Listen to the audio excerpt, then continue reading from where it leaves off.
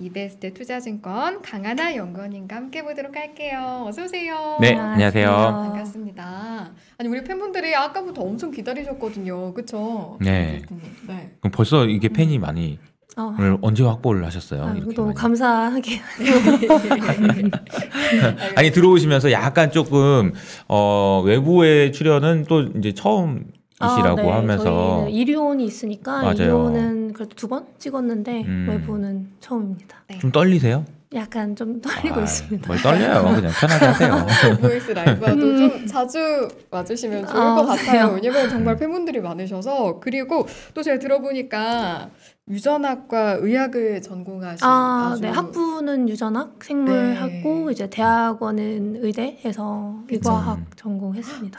와 진짜 지성과 미모를 다 갖추셨구나 라는 생각이 들었는데 네. 바이오제약 애널리스트신데 지금 전공도 연관이 되어 있으니까 오늘 해주실 말씀이 더 기대가 됩니다. 보니까 지금 강하나 연구원님 성함이 강하나인데 이런 질문을 드리고 싶어요. 지금 작가님께서 저에게 미션을 주셨는데 내년 제약 바이오도 강하나? 여쭤보고 싶은데 네. 강할까요? 저는 어떨까요? 강할 네. 거라고 생각해서 이제 이름의 힘을 빌려 좀 네. 제목을 지은 건데요. 이게 네. 중의적인 의미가 있는 거죠. 그렇죠. 내년 제약바이오는 강하나한테 물어봐라. 성함처럼 이런 질문이 왜냐면 제약바이오는 이제 나다 이제 이런 얘기고 그런 의미 아니에요? 아니고 네. 그런 의미 그러고 아니었어요? 싶다. 그러고 이제 싶다. 희망사항인 거죠. 희망사항이고 그것도 되게 그리고 이제 강할 수 있다라는 것도 있지만 음. 내년 제약바이오는 강한한테 물어봐라 이런 얘기라고 저는 그렇게 읽혔는데 아닌가? 그러니까 요것도 맞는 것 같아요. 네. 그쵸, 정확하시네요. 그렇죠. 그래서 일단은 강하다라는 뷰를 가지고 오늘 준비하신 자료 그럼 바로 들어가 보도록 할게요. 네. 네.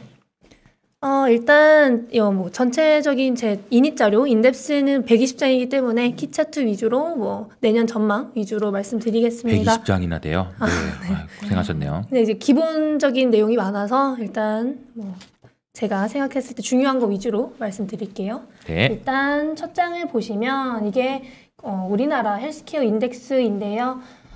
글로벌 인덱스는 전체적으로 계속 우상향했었어요. 근데 이제 우리나라 같은 경우 코로나 때 뭐 진단 키트면 뭐 치료제 아니면 임상 관련된 거 뭐 mRNA 임상 그런 거 다 늘어나면서 바이오주에 대한 기대감 굉장히 커졌던 거 그리고 이제 바이오에 대한 관심도 증가했기 때문에 피크를 찍었다. 그런데 그거에 대한 결과가 거의 없었다시피 라고 할 수 있죠. 네, 그럴 정도로 심각했다. 그리고 나온 게 없기 때문에 그거에 대한 불확실성, 기대감 하락으로 지수 여기까지 떨어졌고 지금은 오히려 더 떨어졌어요. 더 떨어졌기 때문에 저는 지금 제약바이오 산업 자체가 성장하고 있는데 여기서 더 떨어질 것 같진 않다라고 판단을 해서 내년 아니면은 12월 말쯤부터는 어느 정도 추세 전환 기대해 볼 수 있다라는 가정을 갖고 좀 좋게 봐도 되겠다라고 말씀드리는 것도 있고 일단 뭐 이것도 이건데 뭐 지금 코로나 때문에 대면 학회, 대면 컨퍼런스가 거의 불가능했어요. 작년부터 이번 연도 상반기까지 거의 불가능했기 때문에 좀 유의미한 빅딜이나 라이선스 아웃 계약 뭐 그런 게 거의 없었어요. 우리나라뿐만 아니라 지금 화이자나 머크, 뭐 노바티스 이런 애들은 대놓고 돈 많은 글로벌 빅파마인데 걔네도 이번 연도에 좀 유의미한 빅딜 아직 없었다. 그렇다는 건 돈이 좀 많이 모여 있고 지금 대면 학회, 컨퍼런스 늘어나면서 그때 좋은 계약들 많이 늘어날 수밖에 없는 구조다라고 생각하시면 내년에 좀 기저효과로 딜 늘어나면서 바이오에 대한 관심 늘어나고 지금 코로나에 집중되어 있었던 임상들이 다 이제 원천 기술, 항암 분야, CNS, 뭐 바이오 플랫폼으로 다 넘어가기 때문에 좋아질 수밖에 없다라고 생각하고 있습니다. 힘을 강조하시면서 이렇게 좋아질 수밖에 없다 이렇게 얘기하시니까 네. 그런가 싶은 생각이 좀 드네요. 근데 네. 그 제가 여기 질문 하나 드리면은 일단은 지금 애널리스트가 아니시다가 네. 오신 거잖아요. 네네. 오실 때 무슨 생각이 있으시고 오셨을 것 같아요. 무슨 얘기냐면 이 분야를 좋게 보시고 오신 거잖아요. 네. 어떤 걸 보신 거예요? 그러니까 우리나라 제약 바이오 산업을 그리고 이제 주식을 분석을 해보고 싶다 이런 생각을 어떻게 하시고 오셨는지 그게 좀 갑자기 일단은 제가 궁금하네요. 그 학교를 다닐 때 그때 코로나가 터지면서 주위 분들이 되게 기업, 바이오 기업이나 너가 생각했을 때 좋은 바이오 기술 같은 거 뭐가 있냐, 코로나 관련된 거 있냐 이런 걸 되게 많이 여쭤보셨어요. 네네네. 제가 대부분 접했던 기업들이기도 했고, 네네. 뭐 저희 학교 교수님들이랑 이제 얘기를 해보면서 이 기업은 뭐 어디 교수가 어디 가 있고 뭐 이런 걸 다 아시더라고요. 그래서 어떤 기술이 어느 정도 상대적으로 괜찮고 이런 얘기를 많이 듣다 보니까 제가 이제 주위 분들한테 말씀해드릴 수 있는 게 많아졌던 거죠. 그래서 좀 그때 한창 바이오주 좋았을 때라 그거에 대한 좀 쾌락도 있었고 저뿐만 아니라 뭐 제 주위 사람들도 이제 알려주면서 이렇게 기쁨을 느끼니까 그게 너무 즐겁더라고요. 아하. 그래서 좀 그게 애널리스트잖아요. 그 기업이 맞아요. 어떻게 좋고 왜 좋고 맞아요. 네. 이 기술이 왜 좋은지 알려주는 게 이제 애널리스트니까 좀 해보자라는 생각으로 오게 됐습니다. 내가 좀 할 수 있다 이런 거네요. 기술은 내가 좀 안다. 그래서 그때는 이제 바이오가 너무 좋았으니까. 좋았으니까 그랬는데 약간 이제 준비하시는 과정에서 이제 주가도 많이 빠지고 그래서 이거 뭐가 문제가 있나 뭐 이런 생각하실 수 있는데 오히려 이제 좀 강하다 이렇게 이제 저는 얘기를 믿음이 해주시는 거고. 있습니다. 믿음이 오히려 있으신 코로나 거고. 때문에 관심도가 많이 하락했고 지수 많이 떨어졌고 코로나에 집중되어 있었던 관심이 이제 다시 옛날 원천 기술로 돌아가고 있기 때문에 네. 내년에는 좀 기대해 볼 만하다라고 네. 말씀드리고 있습니다. 조금 이제 구체적으로 들어가 볼까요 그러면? 네. 근데 저는 질문을 저도 하나 질문. 드리고 싶은 게 네. 있어서 네네. 그러니까 여의도 스타들에서 이제 또 질문 이어가시면 될 것 같고 다시 이야기 좀 더 돌아와 보면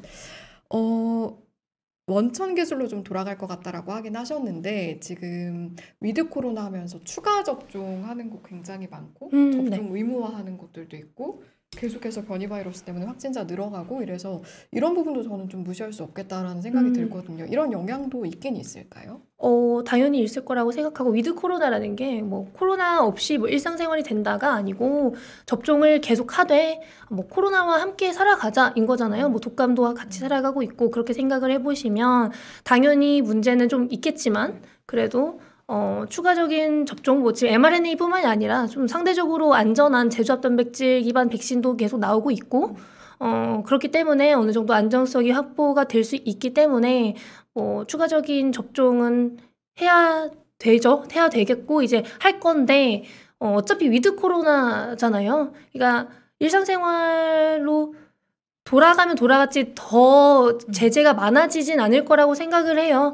어차피 사람들이 지금 다 막혀있던 거를 좀 풀어주고 있는 상태인 것 같아서 그런 부분을 생각해 보시면 뭐 코로나에 관련된 백신 뭐 치료제 그쪽을 다들 좀 털어내는 경향이 보이고 있어요. 치료제도 뭐 개발하던 거 다들 중지하시는 경향도 많고 그리고 글로벌리 그런 추세이기 때문에 지금 거기에 투자하는 것보다는 뭐 다른 항암 분야나 뭐 CNS 뇌신경계 쪽에 투자하는 게 좀 아웃풋이 더 좋을 것 같다라는 판단을 글로벌 빅파마들이 하는 거라고 저는 판단을 해서 내년부터는 괜찮을 거다라고 말씀드리는 거예요. 알겠습니다. 그럼 준비하신 자료 이제 다시 이어가 보겠습니다. 저희가 어디까지 아까 짚어봤죠? 그냥 첫 번째 차트 말씀드리면서 다른 얘기를 더 많이 들어가지고 그러게요. 네네. 다시 돌아가 볼게요. 네. 뭐 그냥 좋다는 거 강조드리고 싶어서 말씀드린 거고요. 여기 아래쪽은 제가 내년 제약바이오 산업 볼 때 두 가지 위주로 보면 좋겠다라고 말씀드리고 있어요. 일단 시나리오가 두 개인데 제약바이오 산업을 볼 때 제약사 또 빼먹을 수 없다고 저는 생각을 해요. 재미가 없다고 생각하시는 분들도 계시지만 제약만큼 탄탄한 산업도 없기 때문에 좀 말씀을 드리자면 위드 코로나 리오프닝 관점으로 볼 때에는 병원 같은 경우 대면 영업이 훨씬 중요하고 그렇기 때문에 지금 좀 눌려있던 전통 제약사들 매출 슬슬 3분기부터 YY로 한 20% 이상씩 증가하는 모습 보이고 있거든요.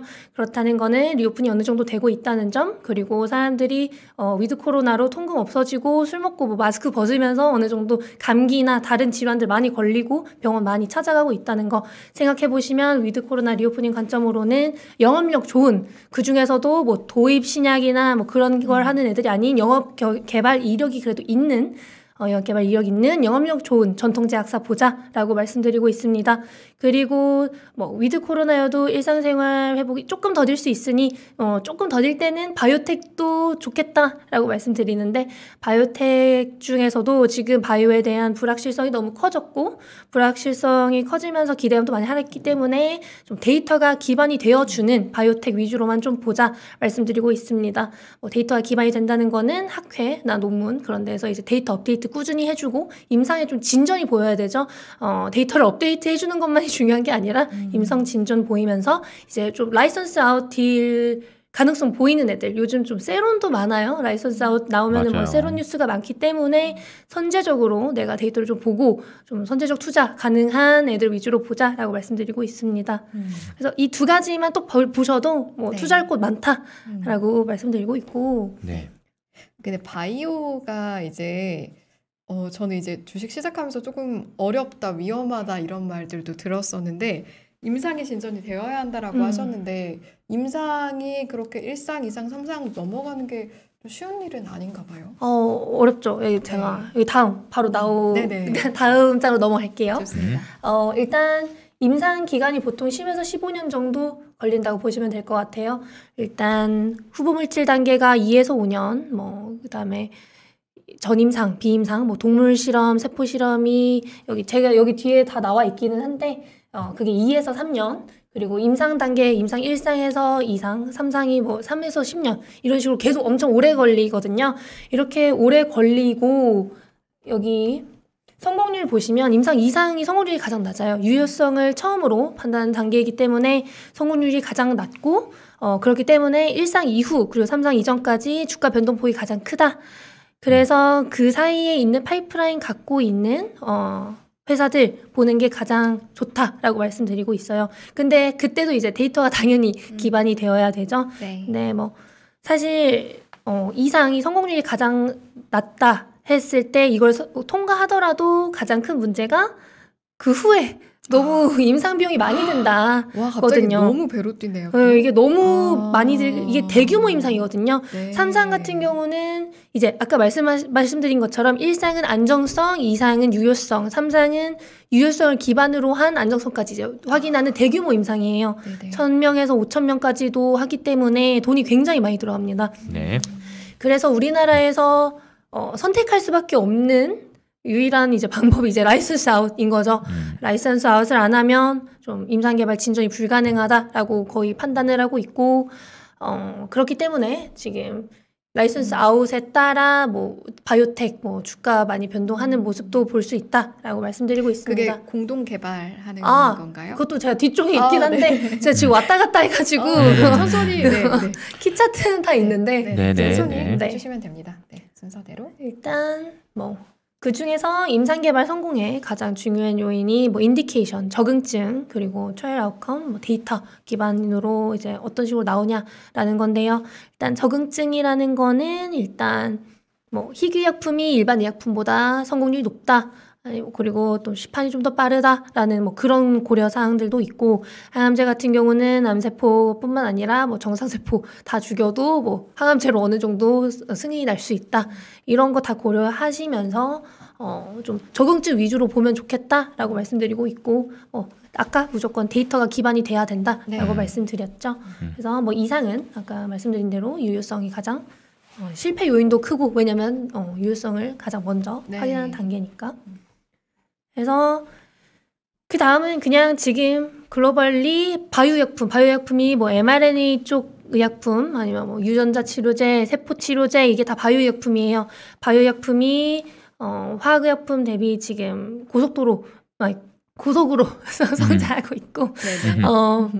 일단 희귀의약품에도 바이오약품이 훨씬 적합하다라는 얘기도 많이 나오고 있고, 바이오약품이 지금 코로나 수혜주인 거죠. 수혜로 성장이 가팔라지고 있으면서 바이오약품은 화학약품이랑 다르게 바이오잖아요. 좀 생물학적으로 원천적인 문제를 좀 해결을 하는 방식이에요. 그래서 부작용도 좀 적고 안정성도 훨씬 탁월하고, 그런데 이제 가장 큰 문제점이 만들기가 힘들고 비싸다.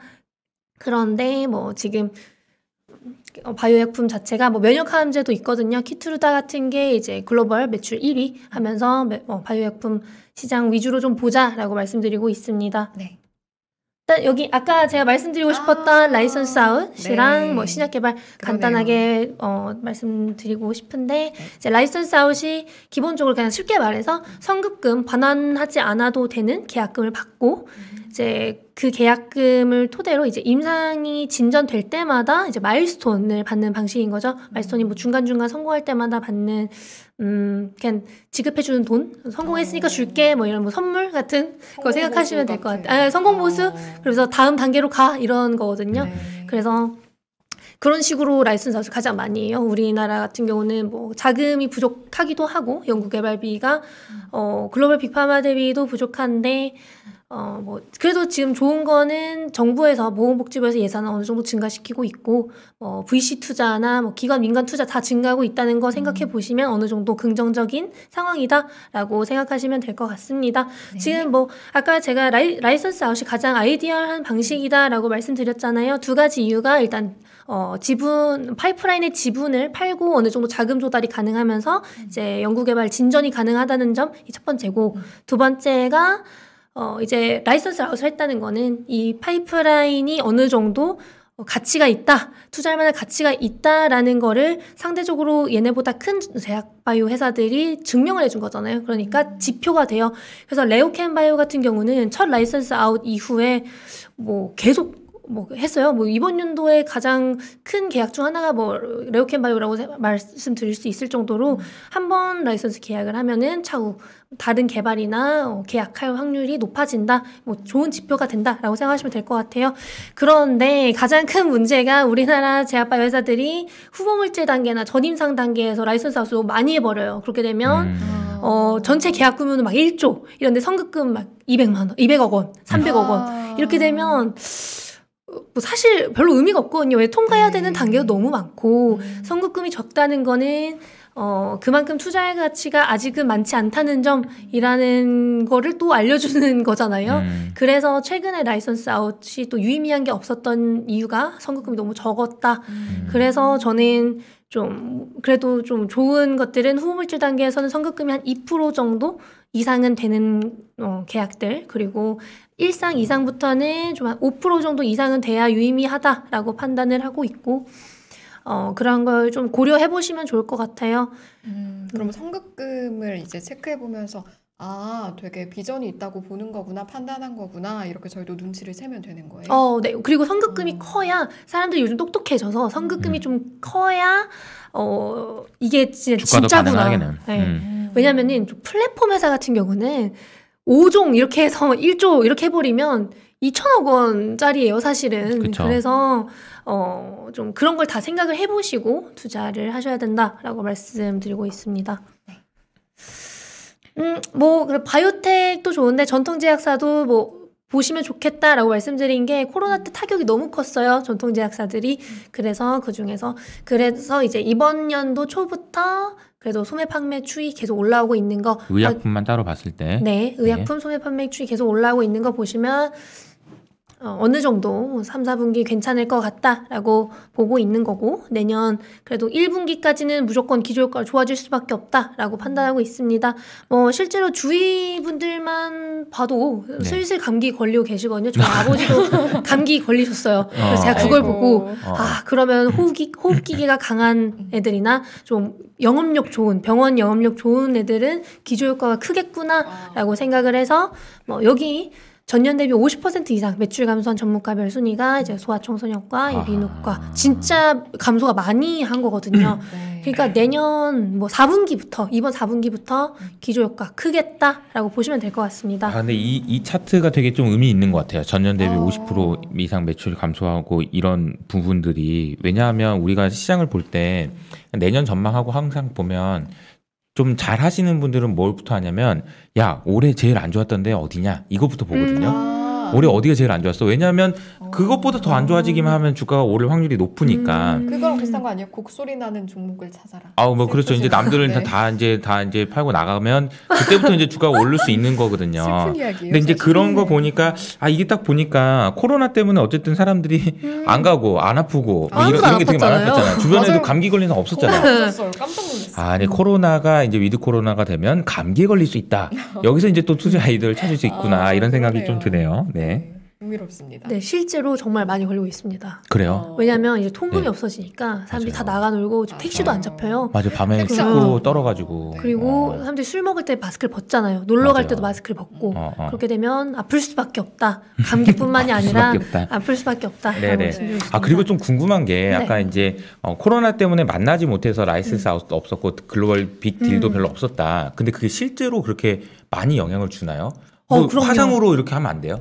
뭐 이렇게? 이게 그런- 생각보다 어. 큰 딜인데 그러니까. 그냥 이렇게 해서 진전이 저는 실제로 없을 거다. 없었고 실제로도 없었으니까. 실제로도 어. 없었고 듣고 보니 그러네요. 네, 이제 뭐 사실 바이오 같은 경우는 각자 잘하는 분야가 또 너무 다르잖아요. 맞아요. 잘하는 분야도 다 기존도 너무 다르고 같은 암종이어도 다른 약제가 있기 때문에 다 본인이 엑스퍼트인 곳이 따로 있잖아요. 그래서 이제 만나서 설명을 해주고 이해를 시키고 설득을 시키고 진전을 보이고 특히 대면 학회가 끝나고 술자리에서 그런 게 굉장히 많이 이루어진다고 들었어요. 아하. 미국 같은 경우 특히. 네. 그런데- 그분도 어차피 똑같네. 술자리에서 결국 얘기하는 하는 거구나. 뜻은 다 비슷한가 봐요. 결국 그냥 중요한 네. 딜은 거기서 네. 속 편하게 얘기해놓고 솔직히 말해봐 얼마나 좋은 거야 이렇게 하면서 그러면 이제 그래서 어, 다음 그런다는 미팅 거죠. 잡고 다음 미팅 잡고 그래 이게 바로바로 진전이 돼야 이렇게 되는데 그렇지. 사실 흐지부지 될 경우가 크잖아요. 만나지 네. 못하면 그치. 실제로- 다음에 만나자 그러고 이제 안 만나고 밥 한 번 먹자 이렇게만 그러니까. 하니까 근데 이제 이 질문을 드린 이유가 뭐냐면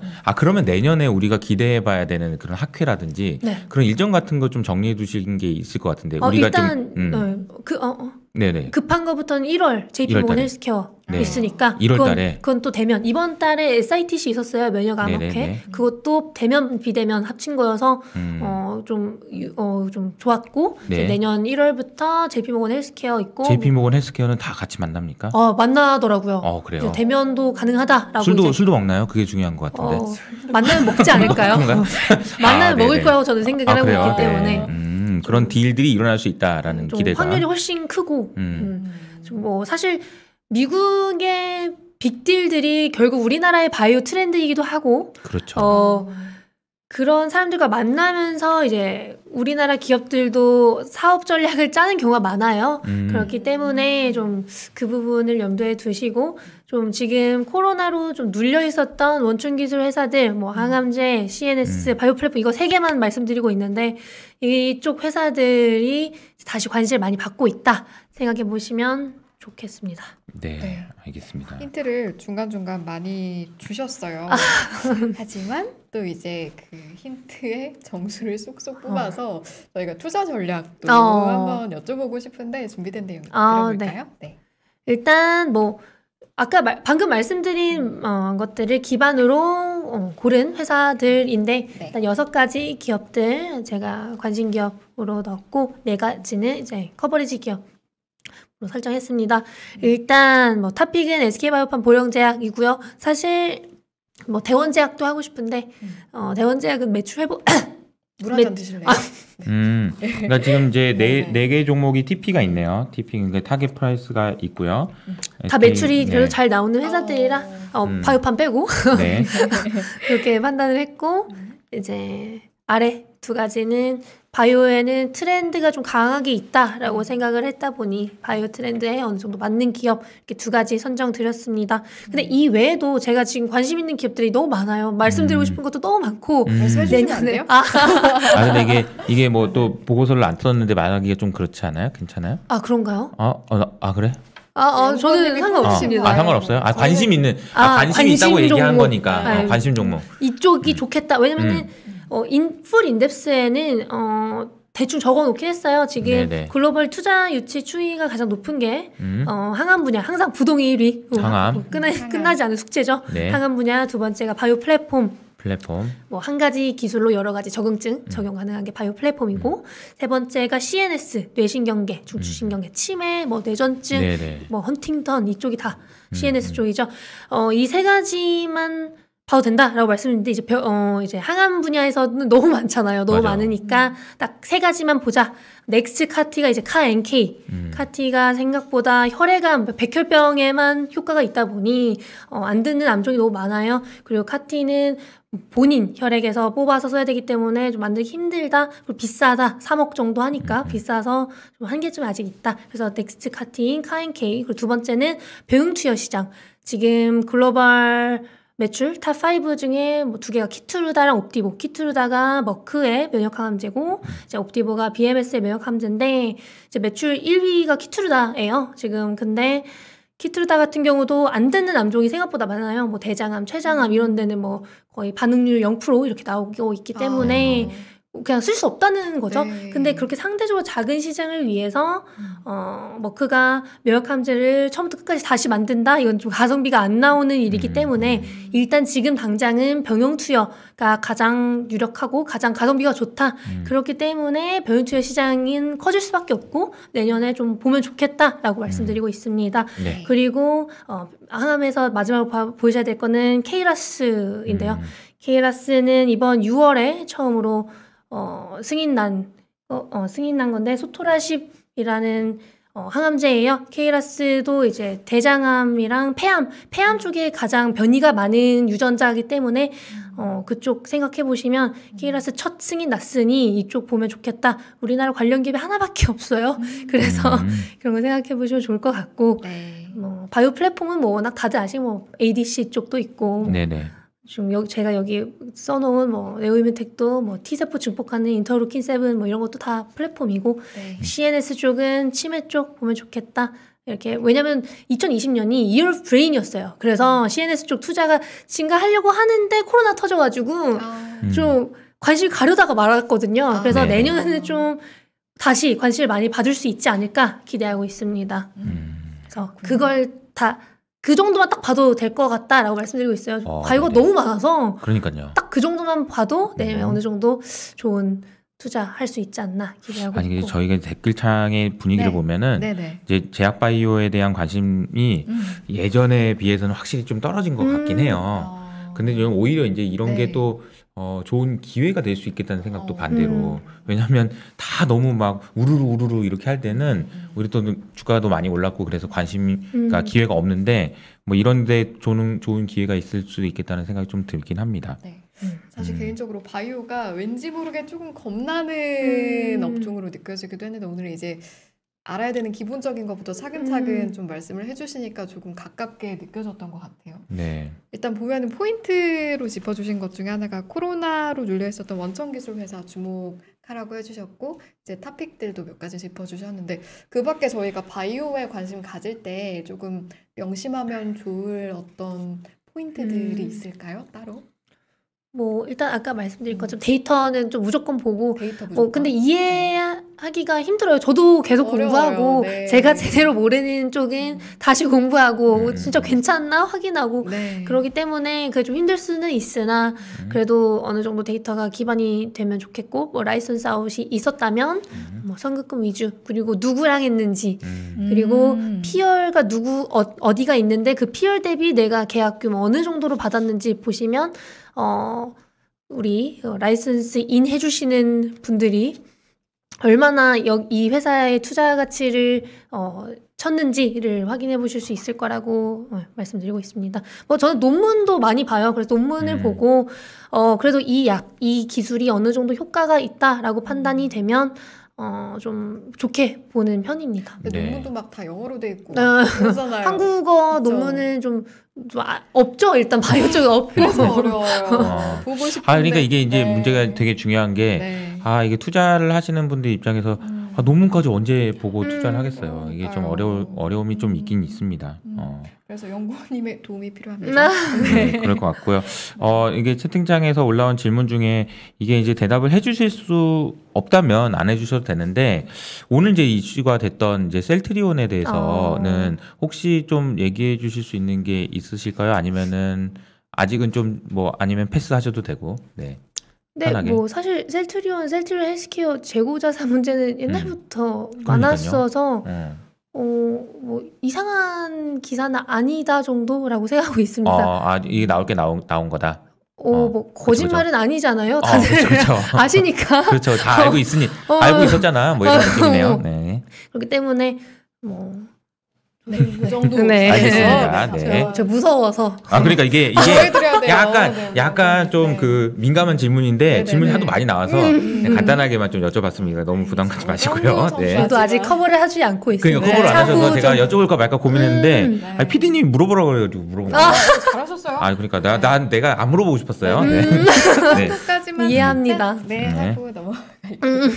이렇게 함께 봤는데 또 벌써 마무리할 시간이 돼 가고 있습니다. 근데 저희가 네. 이제 뭐 처음에 떨리셨다고 하는데 말씀을 엄청 잘하시네요. 아주 말이 너무 많았죠. 아니요 그런 건 아닌 것 말씀이 같고. 너무 잘하셔서 어떠셨어요? 스스로 평가하시기에 재밌었습니다. 재밌었어요? 아, 다행이네요. 편하게 해주셔서 응? 편하게 해주셔서 두 네네. 분이 거의 지금 100점 만점에 몇 점입니까? 약간 그런 거. 아니, 본인 스스로 이게 얘기하는데요? 지금 마음속에 이제 지금 답변을 네. 해주셨을 거라고 생각하고. 예. 맞아요. 아 근데 이거는 저도 솔직히 제약바이오는 잘 몰라가지고요. 제약바이오요? 너무 어려워. 그러니까 저도 그래요. 그러니까. 네. 그래서 더 아마 이제 애널리스트 분들의 도움이 필요한 게 아닐까 싶기도 하고. 근데 오늘 제가 든 생각은 하여튼 좀 아플 거다. 이런 거잖아. 그리고 이제 올해 주가가 많이 빠졌다. 감기 걸릴 거다. 대면한다. 대면한다. 학회 간다. 그리고 학회도 간다. 그리고 아니 이 지금 정도로 돈이 간단하게만 많다. 해도 그러니까 글로벌 빅파마들이 돈이 너무 많다. 아직 안 돼. 지금 써야 된다. 아 쌓아놓은 돈이 엄청 많다. 엄청 설득력이 있는데 공부를 그래서 해보고 저는, 이제 네. 좋은 기업들을 찾아야 되겠다는 전 생각이 좀 이것만 드네요. 딱 기억하려고요. 음. 쌓아놓은 돈이 있고 음. 선급금 체크하고 아. 요 정도 기준으로 해서 네, 말씀하신 힌트들 좀 잘 조합해 보면 뭔가 나오지 않을까. 알겠습니다. 네. 그래도 이제 마무리 발언은 저희가 듣고 가야 되니까 우리 바이오 쪽에 관심 가지고 계신 시청자 여러분들께 마지막 당부의 한마디 듣고 저희 마무리해 볼게요. 당부. 아니면 뭐 반갑습니다 여러분 뭐 오늘 함께해주셔서 감사합니다 이런 인사도 괜찮아요. 네. 사실 우리나라 바이오가 지금 불확실성도 너무 크고 뭐 기대감도 많이 떨어져 있지만 그래도 좋은 기업들 많으니까 데이터 좀 확인해 보시고 좋은 애들만 좀 선별해서 투자하시면 내년에 좀 좋은 추세 전환 보이는 애들 있을 테니까 기대해 보셔도 좋을 거라고 생각합니다. 네, 바이오 사실 저도 개인적으로 관심이 굉장히 많은데 공부하기가 좀 어려워서 연구원님이 좀 자주 나와주셔서 알려주시면 좋을 것 같습니다. 자, 그럼 2부 여기서 마무리해 보도록 할게요. 이베스트 투자증권의 강하나 연구원님과 함께 해봤습니다. 너무 잘 들었습니다. 감사합니다.